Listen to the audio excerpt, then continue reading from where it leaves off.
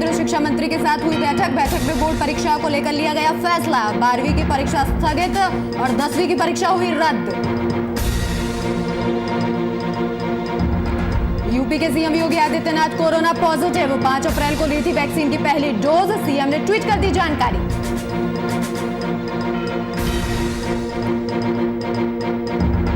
Doctor Bhimrao Ambedkar की 130वीं जयंती आज राष्ट्रीय ओबीसी मोर्चा ने किया कार्यक्रम का आयोजन। प्रदेश अध्यक्ष राजेश गुप्ता ने किया माल्यार्पण। विधायक इरफान अंसारी पहुंचे देवघर के बाबा मंदिर। विधायक ने खुद को बताया शिव भक्त। गोड्डा सांसद निशिकांत दुबे ने एसपी सहित मंदिर पर उठाया सवाल। और रांची में कोविड-19 को लेकर लाइव डैशबोर्ड की हुई लॉन्चिंग। अस्पताल में बेड की उपलब्धता की लाइव डैशबोर्ड से मिलेगी जानकारी। उपायुक्त छवि रंजन ने किया शुभारंभ। नमस्कार, आप देख रहे हैं वीआईपी न्यूज और मैं हूं आपके साथ राखी लांबा। केंद्रीय माध्यमिक शिक्षा बोर्ड ने 12वीं की बोर्ड की परीक्षाएं स्थगित और 10वीं के एग्जाम को कैंसिल कर दिया है। कोविड-19 के संक्रमण को बढ़ते मामले को देखते हुए आज प्रधानमंत्री नरेंद्र मोदी के नेतृत्व में केंद्रीय शिक्षा मंत्री रमेश पोखरियाल निशंक, केंद्रीय शिक्षा सचिव और अन्य शीर्ष अधिकारियों की बैठक में यह फैसला लिया गया। सीबीएसई की बोर्ड परीक्षाएं 4 मई से 14 जून के बीच होनी थी। बैठक के बाद एक बयान जारी कर सीबीएसई बोर्ड की परीक्षाओं के संबंध के लिए निर्णय की जानकारी साझा की गई और सीबीएसई ने 10वीं की बोर्ड की परीक्षाएं रद्द फिलहाल कर दी हैं।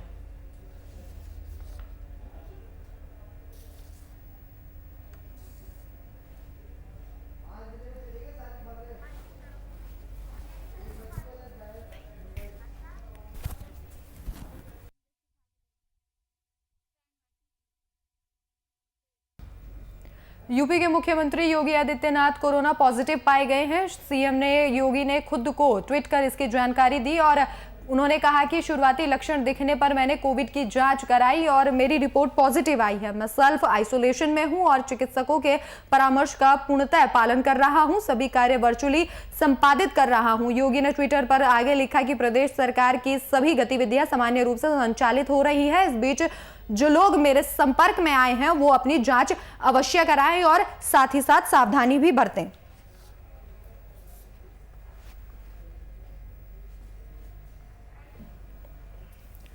तो यूपी के CM Yogi Adityanath corona positive पाए गए हैं और उन्होंने खुद ट्वीट करके ये पूरी जानकारी दी। उन्होंने कहा कि शुरुआती लक्षण दिखने पर मैंने कोविड की जांच कराई और मेरी रिपोर्ट पॉजिटिव आई है। मैं सेल्फ आइसोलेशन में हूं और डॉक्टरों के परामर्श को पूर्णतः पालन कर रहा हूं। सभी कार्य वर्चुअली संपादित कर रहा हूं। योगी ने ट्विटर पर आगे लिखा कि प्रदेश सरकार की सभी गतिविधियां सामान्य रूप से चल रही हैं। इस बीच जो लोग मेरे संपर्क में आए हैं वो अपनी जांच जरूर करवा लें। इसके साथ ही सभी सावधानी बरतें।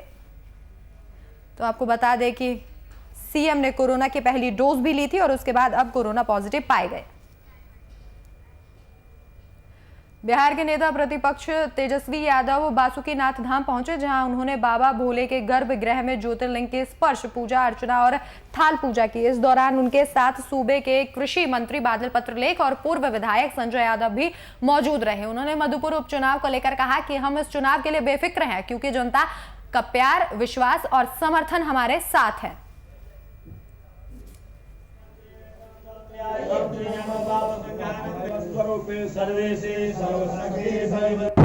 लंबास की शरण आपकी।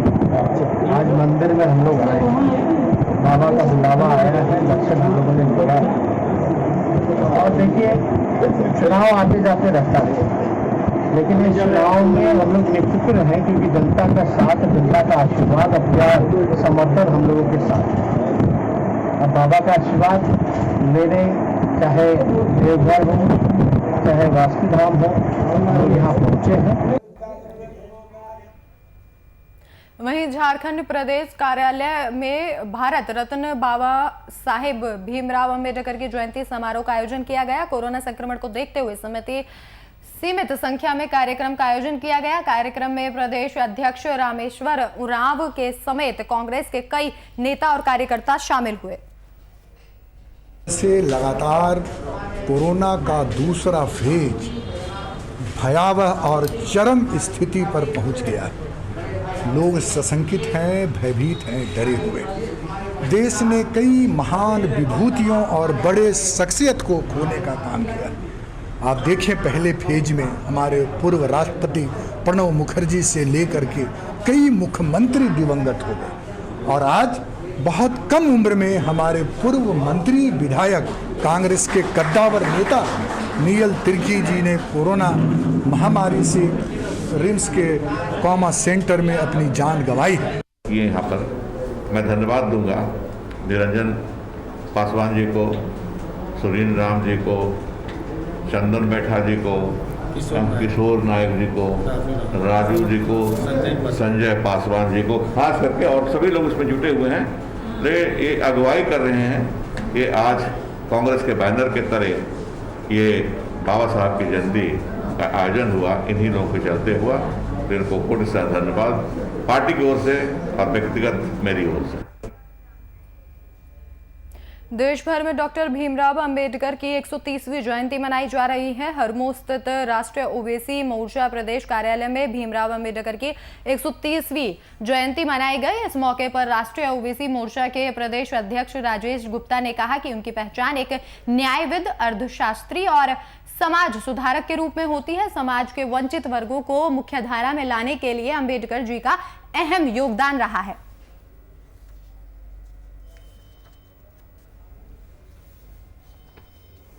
आज विश्व विभूति भारत रत्न डॉक्टर भीमराव अंबेडकर जी की आज 130वीं जयंती है। उस अवसर पर उनके चरणों में सशक्त नमन है। आज के दिन एक विकट परिस्थिति में उनका जन्म हुआ था। काफ़ी परेशानियों का सामना उनको करना पड़ा, बावजूद उन्होंने देश के में रक्तहीन क्रांति करने का ऐसा संविधान बनाया कि देश में रक्तहीन क्रांति का काम किया था। डॉक्टर अंबेडकर ने सिर्फ दलित ही नहीं, महिला, पिछड़ा को भी अधिकार दिलाने का काम किया था। महिला चाहे वो अगड़ा हो या पिछड़ा, सबको समान हक देने का काम उन्होंने किया था। डॉक्टर अंबेडकर ने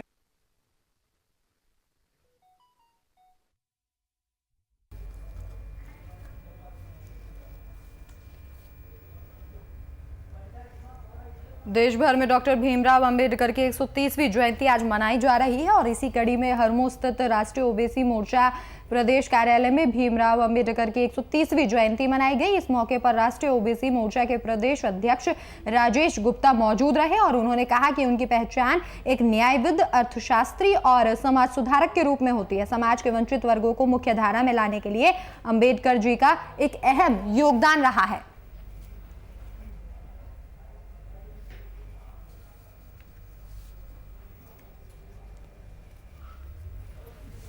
तो आज डॉक्टर भीमराव अंबेडकर की 130वीं जयंती मनाई जा रही है और इसी कड़ी में हरमू स्थित राष्ट्रीय ओबीसी मोर्चा प्रदेश कार्यालय में भी डॉक्टर भीमराव अंबेडकर की 130वीं जयंती मनाई गई। इस मौके पर राष्ट्रीय ओबीसी मोर्चा के प्रदेश अध्यक्ष राजेश गुप्ता और अन्य लोग मौजूद रहे। इस दौरान राजेश गुप्ता ने कहा कि बाबा अंबेडकर की पहचान एक न्यायविद, अर्थशास्त्री और समाज सुधारक के रूप में होती है। समाज के वंचित वर्गों को मुख्य धारा में लाने के लिए अंबेडकर जी का एक अहम योगदान रहा है।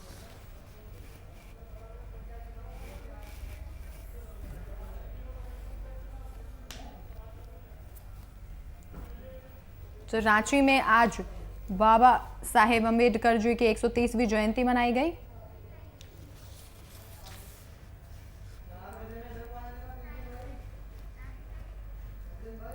बिहार के बीजेपी प्रदेश अध्यक्ष संजय जायसवाल ने डॉक्टर भीमराव अंबेडकर की 130वीं जयंती मनाई। इस कार्यक्रम के दौरान मीडिया से बातचीत करते हुए बिहार में बढ़ते कोरोना वायरस के मामले को लेकर सफाई देते हुए कहा कि बीते साल बिहार सरकार द्वारा कोरोना संक्रमण को लेकर सराहनीय काम किए गए थे, जिसका नतीजा ये निकला था कि मामले तेजी से घटना शुरू हो गए थे। वहीं मीडिया के सवालों का जवाब देते हुए प्रदेश अध्यक्ष संजय जायसवाल ने कहा कि RT-PCR की टेस्ट अब 2 दिनों में उसका रिजल्ट देने की व्यवस्था की गई है।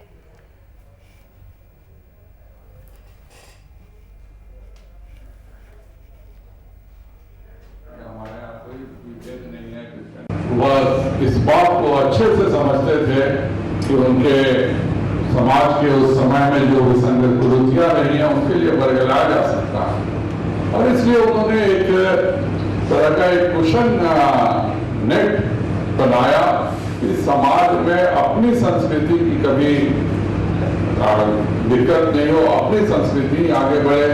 भारत की जो संस्कृति है, भारत के जो अपने धर्म है, भारत की जो अपने सोच है, बिहार सरकार ने कोरोना में कार्य किया, उसी का नतीजा है कि सबसे ज्यादा अच्छे ढंग से हॉस्पिटलाइजेशन, सबसे ज़्यादा अच्छे ढंग से हर जिले में वेंटिलेटर, जो कि हमारे यहाँ किसी जिले में भी वेंटिलेटर नहीं था, उसकी व्यवस्था, ऑक्सीजन की व्यवस्था हमने किया है।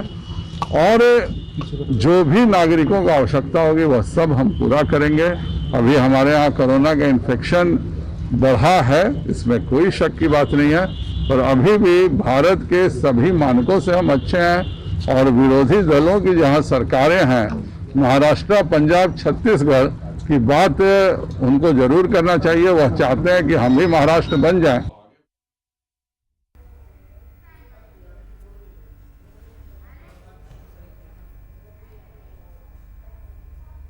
वहीं झारखंड में सियासत की लड़ाई अब तमाम हदों को पार कर चुकी है। नेताओं की आपसी लड़ाई अब निजी टिप्पणी से आगे बढ़ते हुए अब जाति धर्म के मुद्दे पर की जा रही है। देवघर के बाबा मंदिर में कांग्रेस विधायक इरफान अंसारी द्वारा पूजा अर्चना किए जाने के मुद्दे पर गोड्डा सांसद निशिकांत दुबे ने एक बार फिर से जुबानी जंग छेड़ी है। इस मामले को सांसद ने जोर शोर से उठाते हुए जिले के डीसी और एसपी सहित मंदिर प्रबंधन पर सवाल उठाए हैं।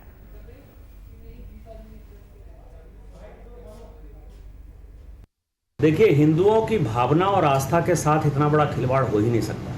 जिस तरह से काबा में गैर मुस्लिमों का प्रवेश वर्जित है, उसी तरह बैद्यनाथ धाम के गर्भगृह में गैर हिंदुओं का प्रवेश वर्जित है। और कल उन्होंने जो है गंगा माता के बारे में उल्टा सुल्टा बात कहा था, और आज जबरदस्ती डीसी और एसपी के कहने पर या उनके सहयोग से आज गर्भगृह के अंदर जिस तरह से उन्होंने निर्लज्जता के साथ पूजा किया है, हम इसकी घोर भर्त्सना करते हैं। हमारा सर जो है आज शर्म से झुक गया है, और हिंदुओं की भावना का इतना बड़ा खिलवाड़, इतने बड़ा ठेस शायद किसी ने नहीं पहुंचाया होगा। हमने चीफ सेक्रेटरी से बात की है, डीसी और एसपी को हटाना चाहिए, और इलेक्शन कमीशन को भी हम लिखने वाले हैं कि हटाना चाहिए, क्योंकि ये धार्मिक भावना को भड़काकर वोट लेना चाहते हैं। और दूसरा, राष्ट्रीय सुरक्षा कानून और देशद्रोह का कानून विधायक इरफान अंसारी पर लागू होना चाहिए।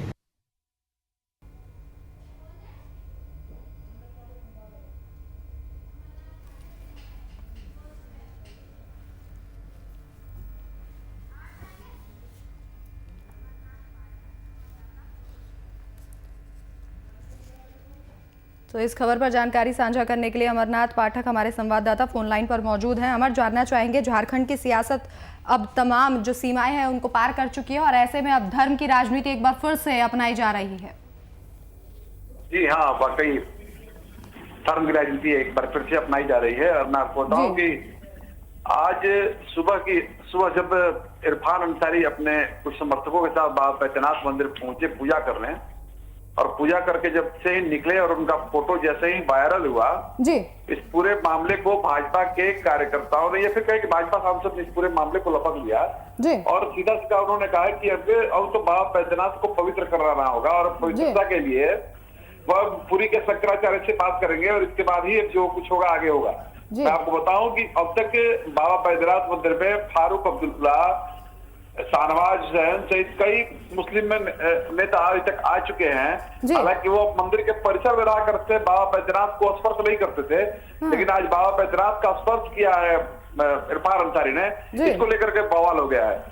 जी अमरनाथ, बीजेपी शुरू से ही पूरी तरीके से हिंदू कट्टरवादी रही है, लेकिन अगर कोई गैर मुस्लिम मंदिर में प्रवेश करता है तो क्या इससे मंदिर अपवित्र हो जाएगा? क्योंकि मंदिर तो सबका है, भगवान तो सबका है, कोई भी आकर वहां पूजा कर सकता है। यह मैं आपको बताऊं कि कोई आकर के पूजा जरूर कर सकता है, लेकिन हिंदू धर्म में बहुत सारे ऐसे मंदिर हैं, जैसे पुरी की अगर हम बात कर लें, वहां लिखा आता है कि आप जब जाएंगे तो वहां नोट करना पड़ता है कि वहां कौन, आप किस धर्म से बिलोंग करते हैं। वहां हिंदुओं को छोड़ करके बाकी दूसरे धर्मावलंबियों की एंट्री नहीं है वहां। तो मैं आपको बताऊं कि उसी प्रकार बाबा मंदिर के परिसर में आने का कोई विवाद नहीं है। बाबा को स्पर्श करने की बात है कि बाबा को स्पर्श किया गया है, और ये मामला है। जी, तमाम जानकारी के लिए आपका धन्यवाद। विधायक इरफान अंसारी बाबा मंदिर पहुंचे और अभी से लेकर विवाद शुरू हो गया है। इस तस्वीर के वायरल होते ही तमाम बीजेपी के जो नेता और कार्यकर्ता हैं वो सवाल उठा रहे हैं।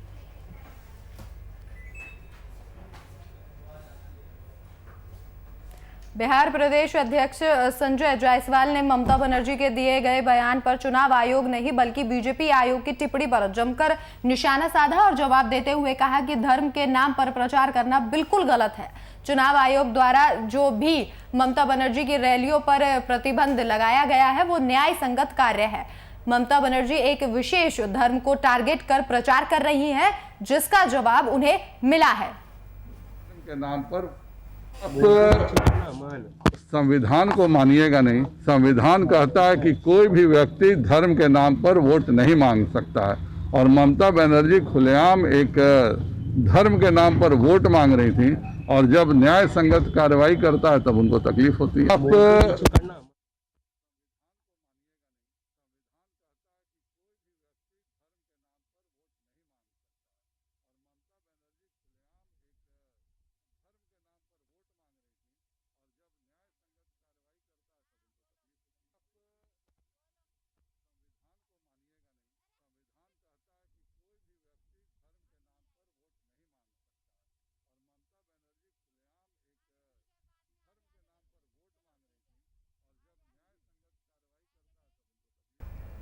कोरोना के दूसरे स्ट्रेन से सभी राज्य प्रभावित हैं और हालत दिनों दिन बद से बदतर होती जा रही है। इसी कड़ी में कोविड-19 को देखते हुए रांची उपायुक्त छवि रंजन ने कोविड-19 लाइव डैशबोर्ड का शुभारंभ किया ऑनलाइन, और जिससे रांची के निजी और सरकारी अस्पतालों में बेड की क्या स्थिति की जानकारी आम जनता को एक क्लिक में मिल जाएगी।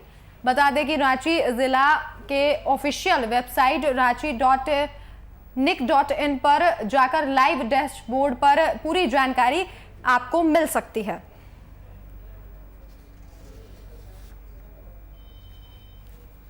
रांची जिले का कोविड डैशबोर्ड को हमने लाइव कर दिया है, और जिसकी जानकारी आप ranchi.nic.in जो डिस्ट्रिक्ट का जो ऑफिशियल वेबसाइट है वहाँ पर जाकर आप सारी जानकारी ले सकते हैं। कोविड में कितने केसेस लाइव हैं, कितने एक्टिव केसेस हैं, कितने डेथ्स हुए हैं, क्या रिकवरी रेट है हमारा, इसके अलावा किस अस्पताल में कितने बेड्स उपलब्ध हैं, इसको भी हम लोग समय समय पर अंतराल पर जैसे जैसे हमारे पास सूचना उपलब्ध रहेगी उसको हम लोग अपलोड करते रहेंगे। और ये ओपन है सभी के लिए, कोई भी व्यक्ति कहीं भी देख सकता है कितने बेड्स उपलब्ध हैं। तो कोरोना को दूसरे स्ट्रेन को देखते हुए सभी राज्य प्रभावित हैं और ऐसे में हालत जो है वो दिनों दिन बद से बदतर होती जा रही है। इसी कड़ी में कोविड-19 को देखते हुए रांची उपायुक्त छवि रंजन ने कोविड-19 लाइव डैशबोर्ड का ऑनलाइन शुभारंभ किया है, जिससे रांची के निजी और सरकारी अस्पतालों में बेड की क्या स्थिति है इसकी आम जनता को जानकारी एक क्लिक में मिल जाएगी। आपको बता दें कि रांची जिला के ऑफिशियल वेबसाइट ranchi.nic.in पर जाकर लाइव डैशबोर्ड पर पूरी जानकारी हासिल की जा सकती है। इस खबर पर जानकारी साझा करने के लिए हमारे संवाददाता शुभम कुमार मौजूद है। तो शुभम, जानना चाहेंगे कि कोविड-19 को लेकर लाइव डैशबोर्ड की लॉन्चिंग की गई है और एक अच्छी पहल है, क्योंकि लगातार देखा जा रहा था कि बेड की कमी है जो वो अस्पतालों में दिखाई दे रही थी। इससे आम जनता को काफी राहत मिलेगी। जी बिल्कुल, देखिए जिस तरीका से कोरोना के दूसरे स्ट्रेन में राज्य राजधानी रांची की बात करें तो आंकड़े में लगातार इतनी वृद्धि हो गई थी, तो कहीं ना कहीं अस्पताल संचालकों को बहुत मुश्किलों का सामना करना पड़ता था, और जो मरीज रहते थे उन्हें अस्पताल में बेडों की व्यवस्था नहीं मिल पाती थी और उन्हें दर दर की ठोकरें खानी पड़ती थी। और उसी कड़ी में कह सकते हैं रांची जिला प्रशासन की ओर से एक नई पहल की शुरुआत की गई है, जहां पर वो ऑनलाइन जान सकेंगे, घर पर बैठे ही जान सकेंगे कि किस बेड में समुचित व्यवस्था की गई है कोविड पेशेंट को रखने के लिए, और वहां पर जाने का प्रक्रिया क्या है, उन तमाम चीजों की जानकारी ranchi.nic.in पर इस वेबसाइट पर लोगों को मिल जाएगी। तो कह सकते हैं कि कोविड का जो दूसरा स्ट्रेन है उससे बचाव करने के लिए और मरीजों तक राहत पहुंचाने के लिए रांची जिला प्रशासन की एक सराहनीय कदम जरूर उठाई गई है। जी शुभम, इसका पूरा प्रोसेस क्या है और कैसे जो लोग हैं उनको जानकारी मिलेगी कि बेड कितने हैं और किस हिसाब से वो अस्पतालों में जाएं, क्या कुछ पूरी प्रोसेस है इसका? देखिए, अगर प्रोसेस की बात करें तो जिस तरीका से अगर किसी व्यक्ति को लगता है कि उन्हें कोरोना संक्रमण हो गया है और वो बेड की तलाश में है, तो सबसे पहली बात तो वो तलाश करने की जरूरत नहीं है। अब वो सीधा वेबसाइट पर जाएंगे और अपने निजी लोकेशन को अपना एंटर करेंगे और अपने निजी लोकेशन में देख लेंगे कि आसपास में जो अस्पताल है वहां पर व्यवस्था है कि नहीं, बेड की तमाम डिटेल उस पर मिल जाएगी। और ये भी साथ साथ उस वेबसाइट में दिया गया है कि कोरोना के क्या क्या लक्षण है, ऐसी तमाम जानकारियां कोरोना के संबंधित उस वेबसाइट में दी गई है और इसका फायदा कहीं ना कहीं राजधानी रांची के राज्यवासियों को जरूर होगा। जी शुभम, तमाम जानकारी के लिए आपका शुक्रिया। तो डीसी ने लाइव डैशबोर्ड का शुभारंभ किया है और ये अस्पतालों में जो बेड हैं उनकी पूरी जानकारी लोगों को देगा।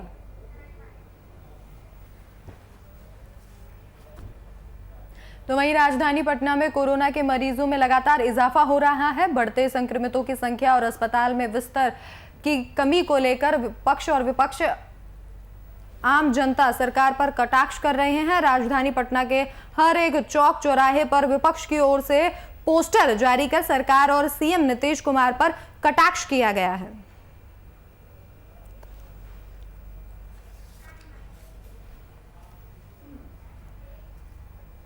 तो वहीं कोरोना की दूसरी लहर को देखते हुए राज्य के तमाम शिक्षण संस्थानों को में पठन पाठन की प्रणाली में बदलाव किया गया है। जिला शिक्षा और साक्षरता विभाग की ओर से विद्यार्थियों को ऑनलाइन माध्यम से पढ़ाई करने के लिए सामग्री मुहैया कराई जा रही है। इसी के साथ ही सूबे की शिक्षा विभाग की ओर से एक बार फिर दूरदर्शन के माध्यम से पढ़ाई संचालित किए जाने को लेकर तैयारियां की जा रही है। इसके लिए दूरदर्शन रांची और शिक्षा विभाग के बीच जल्द एक बैठक की जाएगी।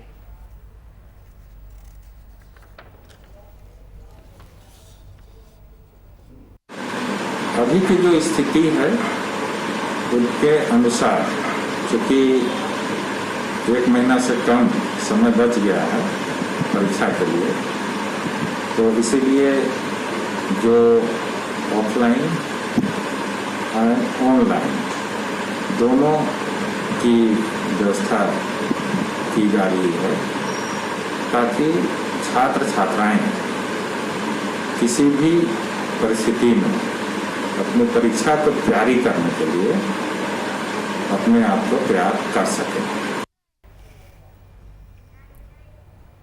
तो वहीं मुजफ्फरपुर में कोविड-19 का संक्रमण दिनों दिन बढ़ता जा रहा है। ऐसी स्थिति में मास्क लगाना, 2 गज की दूरी रखना और भीड़ भाड़ वाले क्षेत्रों में जाने से बचने की जरूरत है। उतना ही आवश्यक कोवैक्सीन और कोविशील्ड का टीका लगाना भी है। कोरोना टीकाकरण जागरूकता रथ को तिरहुत प्रमंडलीय आयुक्त और जिला अधिकारी ने संयुक्त रूप से हरी झंडी दिखाकर रवाना किया। ये रथ सभी ब्लॉकों और गांवों में जाकर लोगों को टीकाकरण लगवाने के लिए जागरूक करेगा।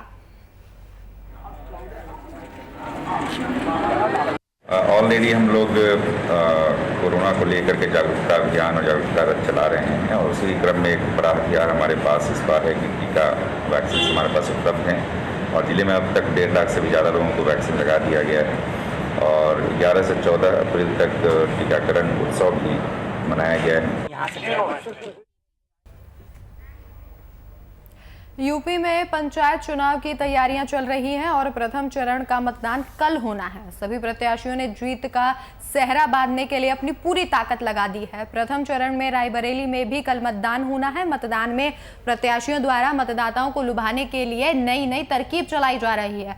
कोई शराब तो कोई नोट तो कोई साड़ियां बांटकर मतदाताओं को लुभाने की कोशिश कर रहा है। ऐसा ही एक मामला रायबरेली से सामने आया है, जहां मतदान के दिन पहले पुलिस की छापेमारी में प्रधान प्रत्याशी के घर से भारी मात्रा में शराब बरामद की गई, जिसके बाद पुलिस ने आरोपी प्रधान प्रत्याशी को गिरफ्तार कर लिया है और आगे की कार्रवाई में जुट गई है।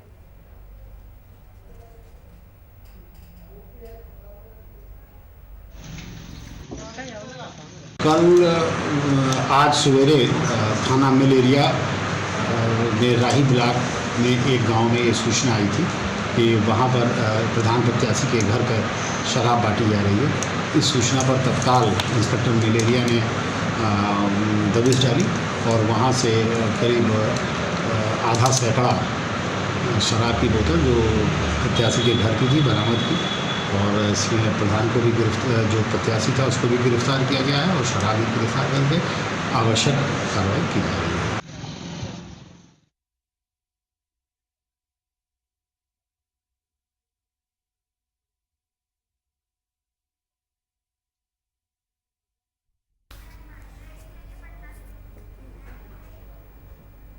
इसी बीच रुक करेंगे एक बड़ी खबर का जो सीधे पटना से आ रही है। तो पटना से इस वक्त की बड़ी खबर, मनचले युवक को छेड़खानी करना पड़ा महंगा। बीच सड़क पर लड़कियों ने मनचले युवक को पीटा। तो पटना से इस वक्त की बड़ी और अहम खबर, बेल्ट और चप्पल से की युवक की पिटाई।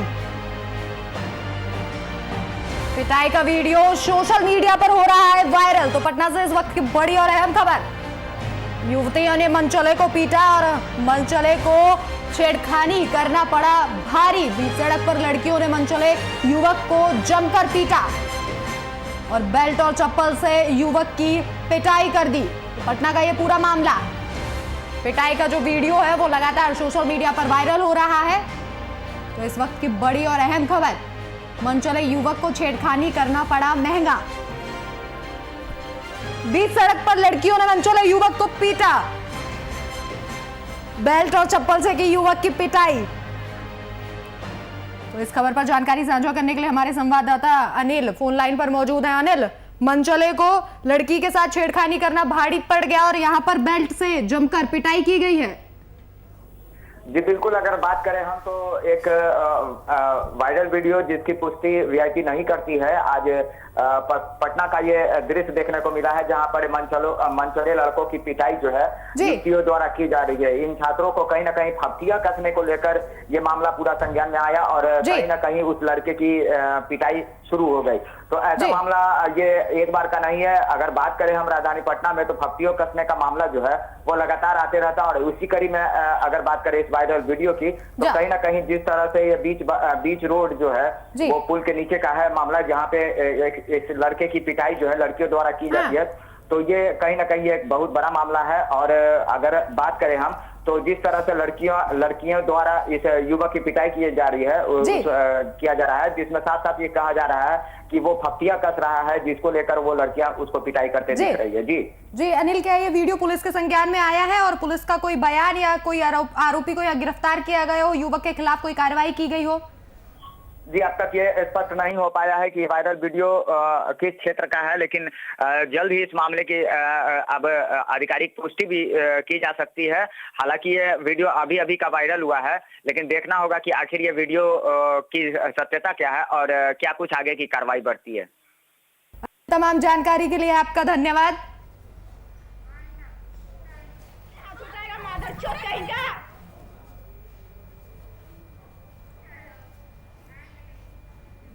फिलहाल इस वक्त के बुलेटिन में मेरे साथ इतना ही। देश और दुनिया की तमाम बड़ी खबरों के लिए देखते रहिए वीआईपी न्यूज़। नमस्कार।